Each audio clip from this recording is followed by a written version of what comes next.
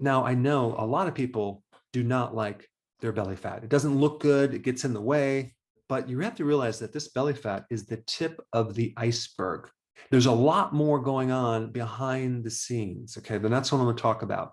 So, yes, it doesn't look good, but let's talk about what's really happening on the inside of your body. For you to have a big belly, you first have to have a fatty liver. Now, the simple version of this is that your liver becomes fatty because you're eating too many carbs, and the carbs are being converted into fat in the liver and other places. But the liver is only a certain size. There's only so much fat that you can cram in the liver before it starts to overfill and spill over into other organs outside the fat cell. That's called ectopic fat. Around the organs, that's called visceral fat. So when you see people with a belly, you know they have a fatty liver.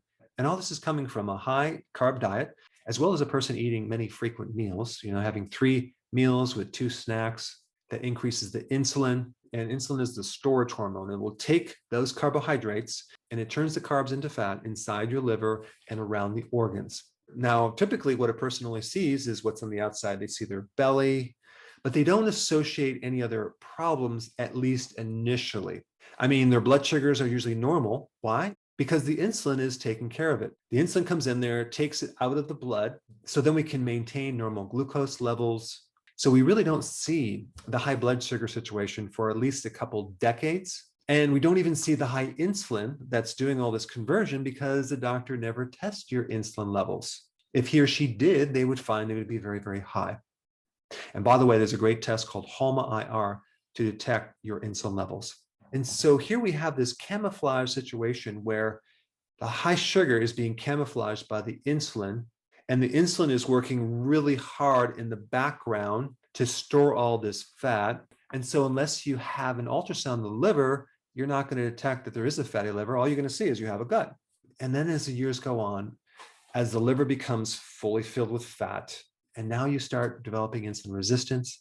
So it takes more and more insulin to lower this blood sugar until the point where the body finally can no longer compensate for all the sugar. And then that's where the blood sugar starts going up. You become a pre-diabetic and then an actual diabetic. So the deeper cause of this insulin resistance is really a fatty liver, because the liver can no longer function and everything starts backing up. And you can pretty much summarize the fatty liver to be AKA, also known as a high carb diet. And a lot of people are not connecting the dots between the other symptoms that this high blood glucose and insulin is creating, like fatigue, frequent urination, especially at night, like sleep apnea, like a weakened immune system, like inflammation in the joints, like arthritis, like cravings to sugar, or metabolic syndrome, which is high blood pressure, heart disease, a fatty liver, and diabetes type 2.